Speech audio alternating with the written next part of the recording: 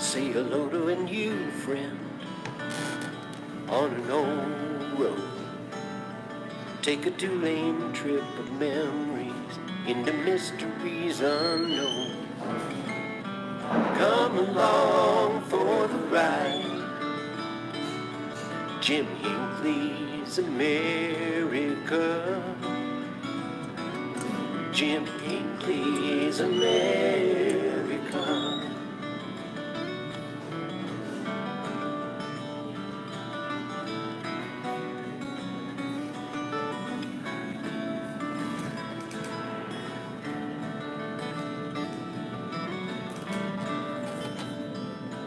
Oh, it's a beautiful, beautiful morning in Kingman today. It's going to be a tad bit warm, close to about 100, 103, but that's pretty much to be expected this time of year. It is still summer. Mr. Wagner, how are you this morning? Am I late? You're never late. Anybody come to visit?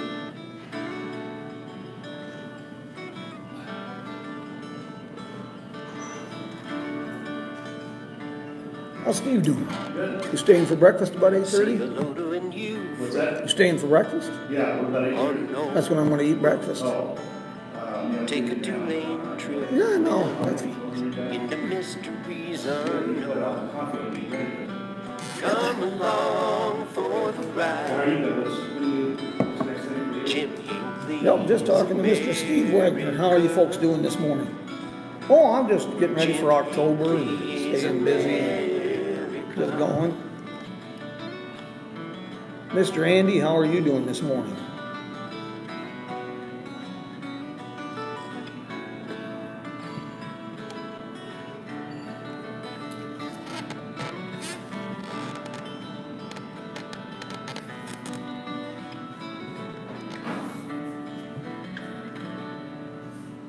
Of course, that's the music of the Road Crew. Roadcrew66.com.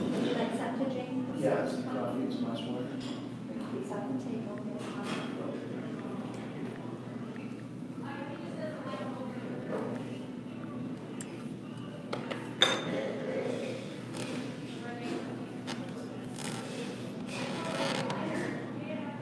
Very good, Andy.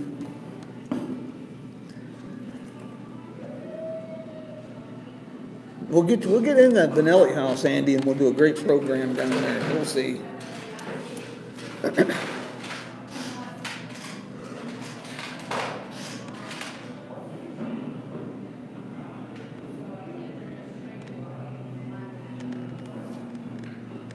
Yeah, I'm going to do a little something different. I get about as nervous as a long-tailed cat in a room full of rocking chairs when I do something different, but what the hell? It's all part of the grand adventure. We're live down here at Calico's restaurant this morning.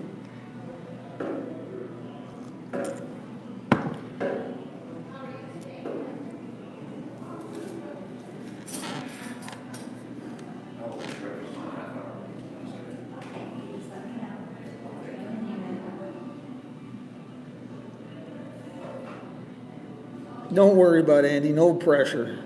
We'll get it done. I just thought I'd come up with the idea, thought it might be a real hoot.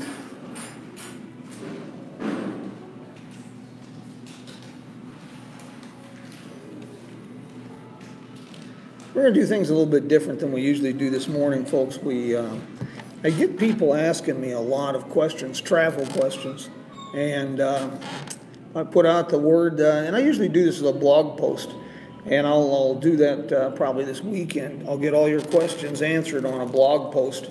If you have any questions this morning, feel to chime in, and whoever shows up for this morning's program down here at Calico's restaurant, we'll try to answer questions and do what we do best, which is tell people where to go. Got some good stuff. Just had a great conversation with Melissa Beasley of the New Mexico Route 66 Association. Those folks are always busy really getting things done over there in New Mexico. They put out a really nice publication, nice magazine on this. And it's really nice to see. One of the things that they've done there is building that sense of community and community purpose is to have a news from our neighbors section. They have news from our neighbors in Texas, written by Dr. Nick Gerlich, and then, of course, a section, news from our neighbors in Arizona, written by some odd fella, Jim Hinckley, and that comes out quarterly, but a really, really nice magazine they put out. And they've joined the ranks with Oklahoma and Illinois. They both put out very, very good publications. Really nice to have. We've talked a bit about the Route 66 passport. I happen to have a few of these, and if you want to get a hold of me this morning or sometime, we'll make sure you get one of these. Really great for traveling Route 66. Adds a lot of fun, especially for a younger audience, but it seems like kids of all ages are really going to enjoy this. And one of our sponsors this morning is Route 66 Association of Kingman, Arizona. These folks do a tremendous job of community building. They have an international network of partners, and everything they do is 100% community. Public arts projects, sending me to help cover some of my expenses when I travel to promote Route 66 in Kingman. Another great example of what they're doing is September 18th down at Dutton Motors next to Mr. D's. We will be hosting a reception for the Dutch Route 66 Association at 6 o'clock. It'll be catered by Mr. D's Route 66 Diner. And that's another example of kind of things that the Route 66 Association of Kingman gets involved with.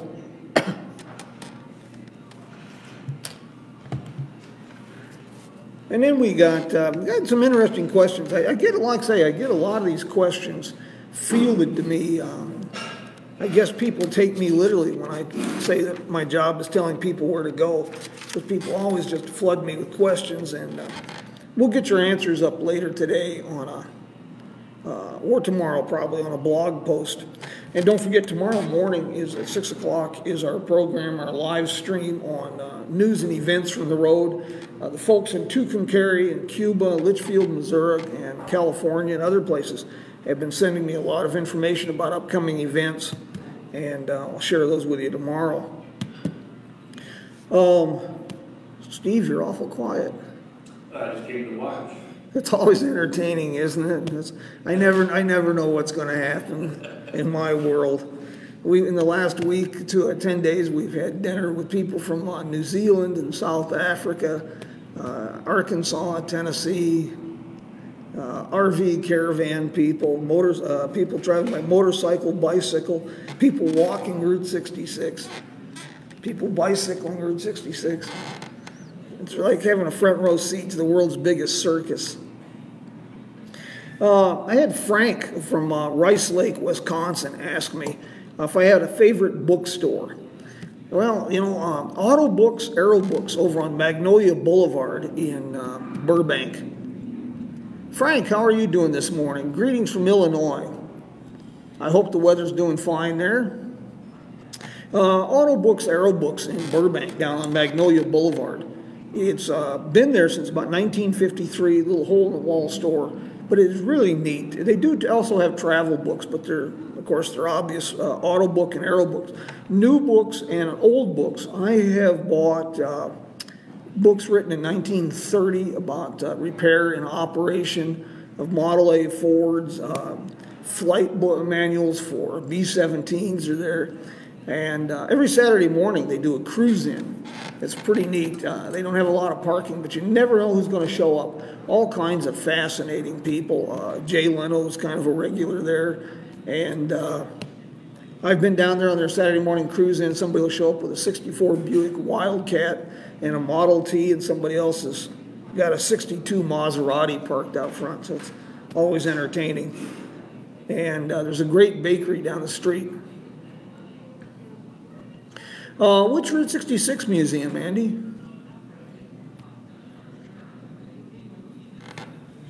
Greg in Batavia, New York, asked me what's the oddest restaurant that I found in my travels.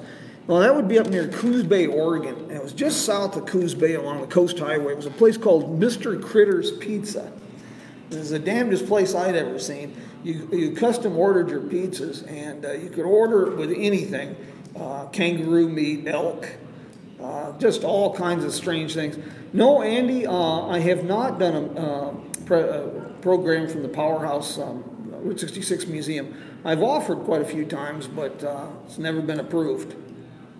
I'll be doing one probably from the National Route 66 Museum in October. And on the return leg of the trip, I'll probably be doing one from the Oklahoma Route 66 Museum. I was talking to Pat, sent a note to Pat Smith, and we talked about that previously. And that's going to be pretty interesting.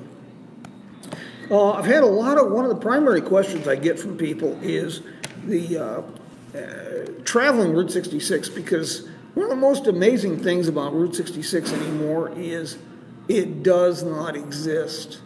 Isn't that amazing? The most famous highway in the world that doesn't exist. It hasn't really technically existed since 1985, and that can make things quite a bit of a challenge for people. Oddly enough, in this age with everybody's obsessed with apps and iPhones and things, but well, Andy, what happened is they don't open till 8, and they said they can't open earlier, so I just kind of bypassed it. As far as the Route 66 travel, Jerry McClanahan's Route 66 Easy Guide is hands down the best guidebook you're going to find to the road. I still travel with a copy, and it's kind of interesting because it's right out of the 1950s. It's a hand-drawn little spiral binder book, which is kind of intriguing that so many people carry this. And but as far as apps go, the Route 66 Ultimate Guide was developed by former mayor of Pontiac, Illinois, Pontiac, Illinois Mayor Scott McCoy, or Marion Pavel, a lot. 2-3 times a year he's on the road and testing this out, updating it. Most recently, and his idea is not to become myopic and just focus on Route 66 with this app. He wants you to have the best possible experience that centers on Route 66. So as a result, recently he put in primary and secondary suggested routes. Of course, Route 66 is the primary, but like in Cuba, he recommended Main Street, 1 block off Route 66. Real fascinating section that's overlooked a lot with Frisco's Grill and Pub and Rivera Maya, Cuba Bakery and Deli. And then, of course, in Kingman, he routed everybody down Beale Street, which is where most of the Renaissance in the historic district is taking place. I hope that answers your question on that. Let me get this up for you real quick. Here's Route 66 navigation app website. And there you go. See if that'll help a little bit. If you have any problems with that, just let me know. And you can find more on this. I've got it at Jim Hinckley's America website, jimhinckley'samerica.com. The quirkiest attraction on the road, well, one of my favorites is in Greensburg, Kansas on Highway 54 is the world's largest hand-dug well. And I'll share a little bit of a personal story with that later. But there are two things that make this interesting. First of all, it's the world's largest hand-dug well, and it's really surprisingly fascinating. When I used to drive trucks through there, running up Highway 54 into Wichita, it was just basically a gazebo in the city park, and then they had a devastating tornado in the city some years ago. And when they rebuilt, they built a major visitor center around this attraction. Yeah, the world's largest hand-dug well, Greensburg, Kansas. It's one of the strangest things I've run across. Robert in Chico, California asked me about my favorite, since I travel in Germany. Apparently he was stationed in Germany.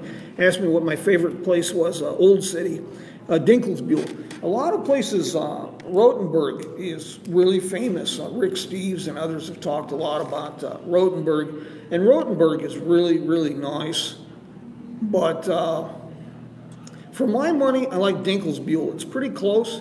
My understanding is that Dinkelsbühl is one of the few older cities that was not damaged during the war. And to give you an idea how old this is, one of the city walls and gates was built by the Romans. And as I understand it, some of the primary downtown business district, some of the newest buildings were built around 1490. It's really a great little place. Like I say, I'll have this up on the website and answer these questions for you. Greg in Sand Springs, Oklahoma asked me about favorite Route 66 towns. Well, I got to tell you, Pontiac, Illinois is something you've got to see, experience. It's really got a vibrancy to it, and it's colorful, lots of murals, and they're just really a dynamic place. Museum Society of Guilders is there. The Pontiac Oakland Museum is there. The Route 66 Hall of Fame, Bob Waldmeyer exhibit, his bus. It's just a great spot. Cuba, Missouri, of course, they're a sponsor of Jim Hinckley's America, but I'd say this anyway. This is everybody's favorite small town. It's like a living Norman Rockwell print. And the moniker, Missouri's Mural City, is not an idle boast. The place is definitely colorful. And great restaurants. The Four-Way restaurant is an ideal example of repurposing the buildings. That was a 1930s gas station and garage that is now a wonderful, wonderful restaurant. If you go there, try the lamb burger, the nice creamy Greek sauce. It's very, very good. And of course, Wagon Wheel Motel is Connie Eccles. It is the oldest continuously operated motel on Route 66, dating to about, thank you, Andy, about 1936.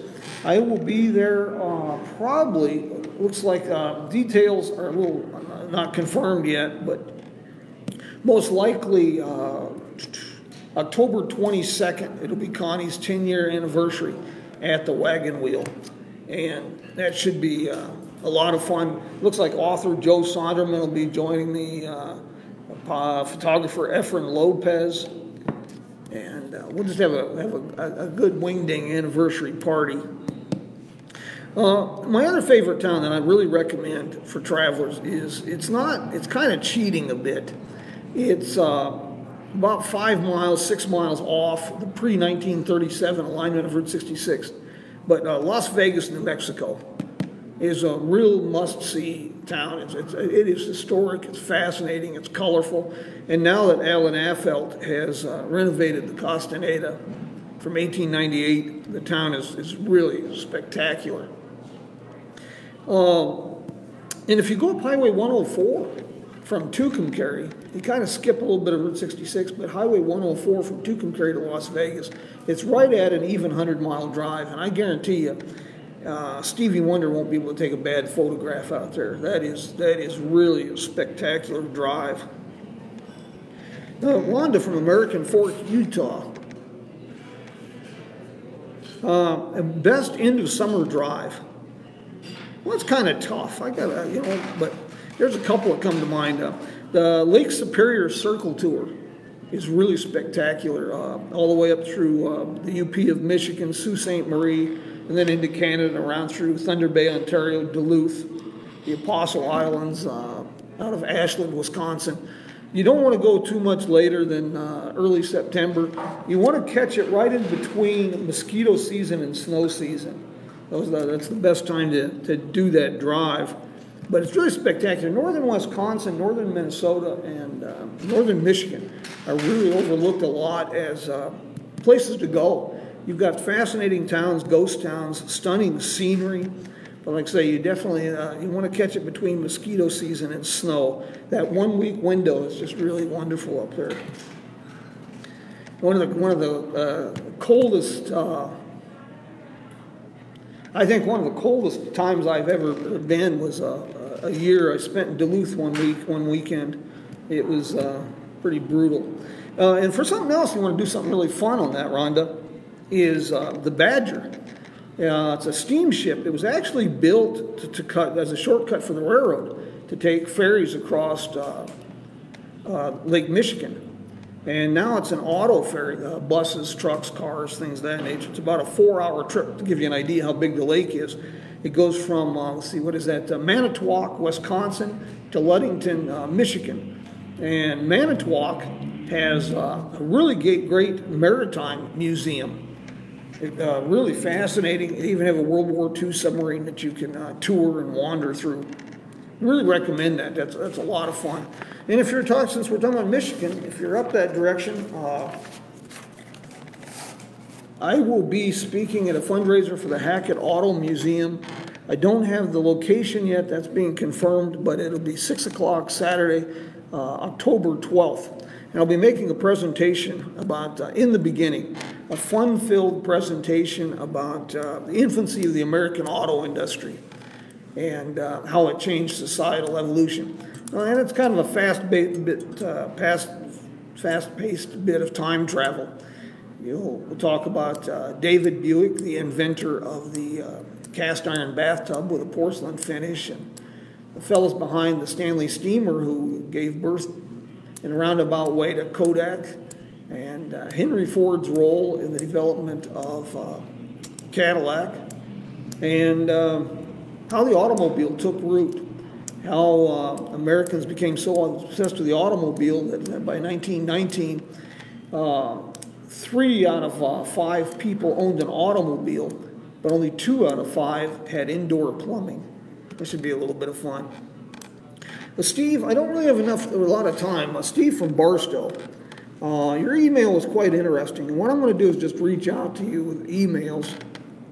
And I'll do a whole blog post on your question.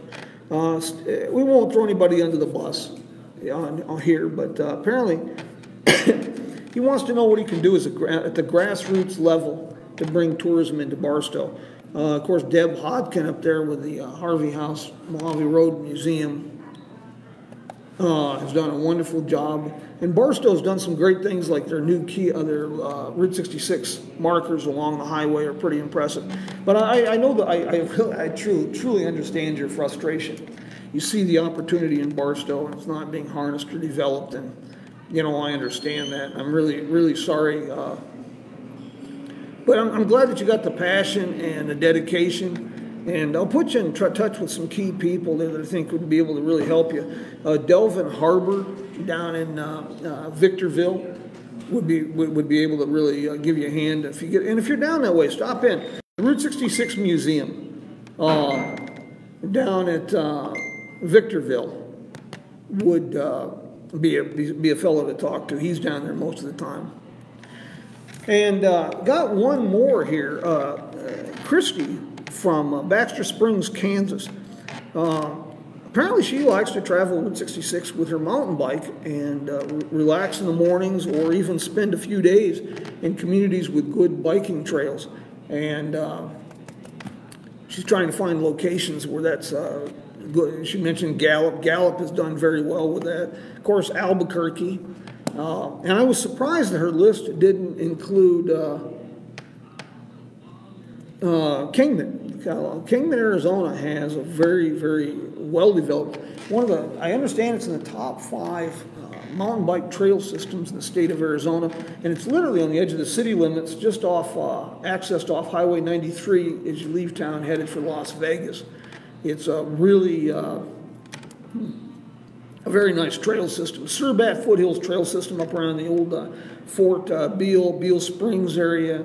And Monolith Gardens, to give you an idea, was Travel Writer recently dubbed that a miniature monument valley. And even if you're not into mountain biking, it's a great place to do a little bit of hiking and a nice walkabout. And here, let me get this up for you too. it's a little unrelated. We'll talk about that in just a second. But if you can't find it, you should be able to find information on the Go Kingman tourism site. But if you have any troubles or questions, you can always holler at me. I just put up on the screen, you were asking me how to find out more information about Cuba.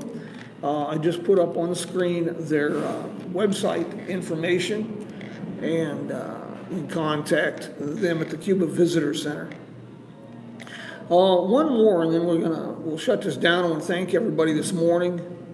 Like I say, tomorrow morning we'll be doing our events program, news and events from the road, and should be a really fun program. And Sunday morning, our audio podcast, 10 Minutes with Jim, sponsored by the city of Cuba, Missouri, and Grand Canyon Caverns and Inn. And the travel schedule for October is shaping up, and that information is on Jim Hinckley's America. In answer to your question about my new book, I have it set up to sell signed copies on the website. Murder and Mayhem, I'm still waiting for my copies, so I don't have any, but they are available through the publisher. And as soon as that becomes available, I'll have those up and for sale. And I'll be on the road promoting those. Good question. As far as I know, in Kingman, now, Calico's restaurant, they always have signed copies of my books here in their little gift shop. So you can come by here and get a great sandwich, get a book, and it's been defaced with my signature, which makes it at least worth the purchase price. But the new book, Murder and Mayhem, on the Main Street of America, Tales from Bloody 66, they should be carrying it here pretty quick, and I'll keep you posted on that. As far as I know, the only other place in Kingman that sells my books right now, Andy, that's all. Let me check on that. I may be able to do you better. Let me check. I definitely hope that's not the case. But anyway, the Mojave Museum of History and Arts, they sell different copies of my books, my Ghost Town books. Ghost Town's the Southwest, Ghost Town's Route 66. And other than that, I believe only Calico's in Kingman has my books, for those who are inquiring. A little farther, okay, to the east would be Grand Canyon Caverns and Terrace Point, and then the Visitor Center in Ash Fork has my books, and the Visitor Center is in Williams as well. Yeah. I'm not sure about Rosie. I'll check on that. Rosie Ramos down in Needles. It's very possible. Guys, I want to thank everybody for joining this morning. We're in a bit of a transition period, but you know, you guys have always been so patient with Mayberry Television and with me. One last note, Charles Phoenix, if you're fans of his, he's on the road. He's doing a little bit of Route 66 with his newly acquired 1958 DeSoto, and I've been following his exploits. And all I can say about that boy is he's colorful, but he's also sharp. He's managed to sell everything on the hog, including the squeal, and I'm glad he's doing well with that. Guys, thank you for joining me this morning, and we will be talking again soon. And until next week, we're talking to Andy Sampson about doing a live program down at the Benelli House in Kingman. A lot of tourists miss that. It's really fascinating. But worked a little bit. We're going to go up the White Cliffs Wagon Trail. We're going to do a program live from on top of the cliffs out there. And then, of course, October I'll be on the road. We'll be doing a lot of live programs with, hopefully with tourism directors, museum directors, and, of course, from the Route 66 museums. I hope to pin down Reese Martin with the Oklahoma Route 66 Association. Dynamic young fellow, very fascinating man. And he and his organization of working with Mike Wallace are dramatically transforming Tulsa. And boy, they're on the fast track on the Route 66 to Centennial. They got the lieutenant governor involved and the state legislature. They're moving that forward. Illinois is making tremendous progress with their Route 66 Centennial projects. And I understand Missouri is on really coming along fast. I haven't talked to Scott Piotrowski yet too much about the efforts in California, but Scott is talking about another Route 66 info fair, probably in Needles this next spring. And I'll keep you posted on that, guys. Thank you for joining me this morning. Take care, and we'll see you on the road.